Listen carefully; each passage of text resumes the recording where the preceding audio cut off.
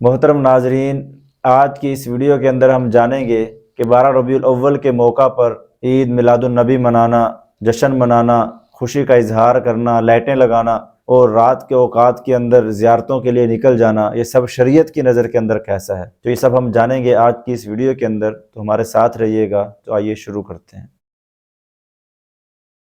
مولانا صاحب، اکثر لوگ یہ سوال کرتے ہیں کہ 12 ربیع الاول کو عید میلاد النبی منانا اور جشن منانا، لائٹیں لگانا اور رات کے اوقات کے اندر زیارتوں کے لیے نکل جانا، یہ سب شریعت کی نظر میں کیسا ہے؟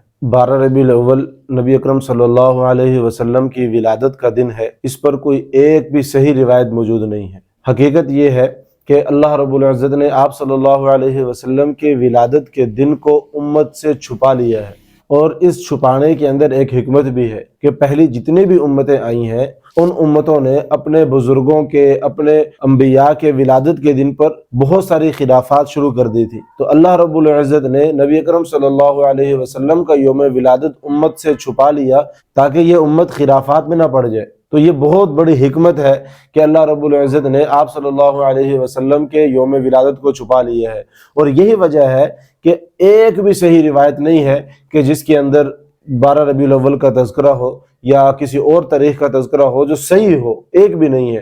مختلف روایت ہیں جو ضعیف ہیں کہ بعض میں 9 کا تذکرہ ہے، بعض میں 12 کا ہے، بعض کا جو ہے بعض کے اندر کسی اور بھی طریقے ہیں، اور خود اعلیٰ حضرت نے بھی 9 کا قول کیا ہے کہ آپ صلی اللہ علیہ وسلم کا یوم ولادت 9 ربیع الاول ہے۔ اور دوسری بات، اگر بالفرض ہم مان لیں کہ 12 ربیع الاول آپ صلی اللہ علیہ وسلم کی ولادت کا دن ہے، ہم اس کو تسلیم کر لیں، تو بھی ہم نے اس دن کیا کرنا ہے اس میں بھی ہم آزاد نہیں ہیں، بلکہ ہم شریعت دیکھیں گے کہ اس میں ہمارے لیے کیا رہنمائی بتائی گئی ہے۔ صحیح حدیث ہے کہ آپ صلی اللہ علیہ وسلم پیر کے دن کا روزہ رکھا کرتے تھے۔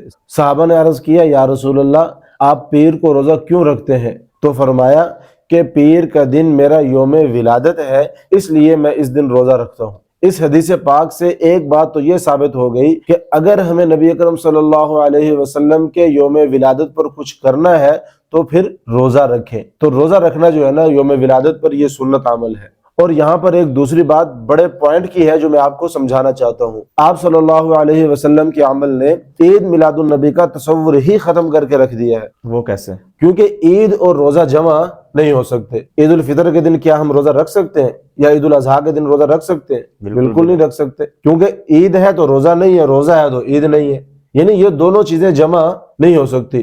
اور یہ بات بھی ٹھیک ہے کہ عید کہتے ہیں سیلیبریٹ کرنا، کسی کام کو سیلیبریٹ کرنا، خوش ہونا ہے، اور خوشی کا اظہار اس طریقے سے ہوتا ہے کہ اس دن بندہ کھائے پیے کچھ خوش ہو، نہ یہ کہ اس دن بندہ روزہ رکھے اور بھوکا رہے۔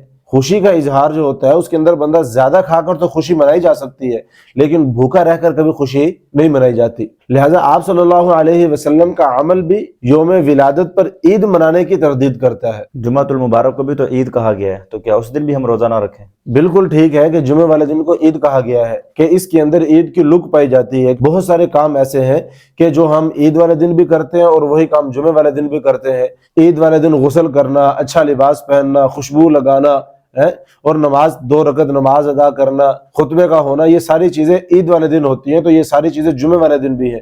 تو یعنی جمعے کے اندر عید کی لک پائی جاتی ہے۔ یہ بات بالکل ٹھیک ہے آپ کی، حدیث پاک کے اندر بھی آتا ہے کہ جمعے کا دن عید کا دن ہے۔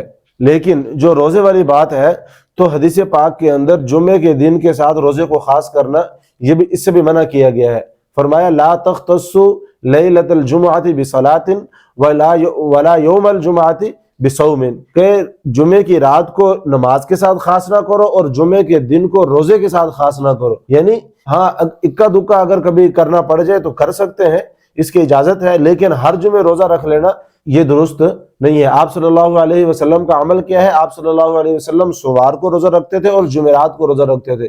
ہمیشہ آپ صلی اللہ علیہ وسلم نے جمعے کو روزہ نہیں رکھا، بلکہ ہمیشہ رکھنے سے منع کیا ہے کہ جمعے والے دن ہمیشہ روزہ نہیں رکھو، کیونکہ وہ عید کا دن ہے تو سیلیبریٹ کرنا ہے، اس دن کھاؤ پیو۔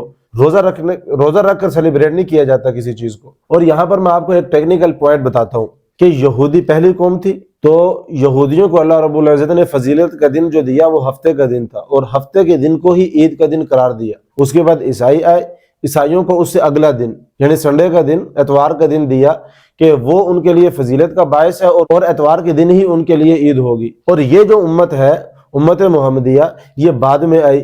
चाहिए तो ये था कि जो फजीलत वाला दिन इसको मिलता वो सोमवार का होता, और सोमवार वाला दिन आप सल्लल्लाहु अलैहि वसल्लम की विलादत का दिन भी है, तो लिहाजा इस लिहाज से सोमवार को एक खुसूसियत और फजीलत भी हासिल है। चुनाचे ये दिन मुसलमानों के लिए ईद का दिन होना चाहिए था। अल्लाह रब्बुल इज़्ज़त ने इस उम्मत को फजीलत वाला दिन जो अता किया वो जुमे का अता किया, और इस बात की तरदीद कर दी कि आप सल्लल्लाहु अलैहि वसल्लम की विलादत का दिन ये ईद का दिन नहीं है। यानी सोमवार को विलादत थी, तो लिहाजा सोमवार वाला दिन या विलादत वाला दिन ईद का तस्वुर खत्म हो जाए, इसलिए अल्लाह रब्बुल इज़्ज़त ने जुमे वाले दिन को फजीलत का दिन और ईद का दिन करार दिया। और इसी तरह अगर आप देखें कि ईद उल फितर है या ईद उल अजहा, ये दोनों फंक्शन दिन के फंक्शन है कि दिन को जाओ नहाओ धो ईद पढ़ो और खाओ पियो है, या बकरा ईद है तो वहां पर जो है ना कुर्बानी करो, तो ये दिन के फंक्शन है, क्योंकि दिन के अंदर खराफात से इंसान बचता है, और रात के जो फंक्शन होते हैं इनमें खराफात ज्यादा होती हैं।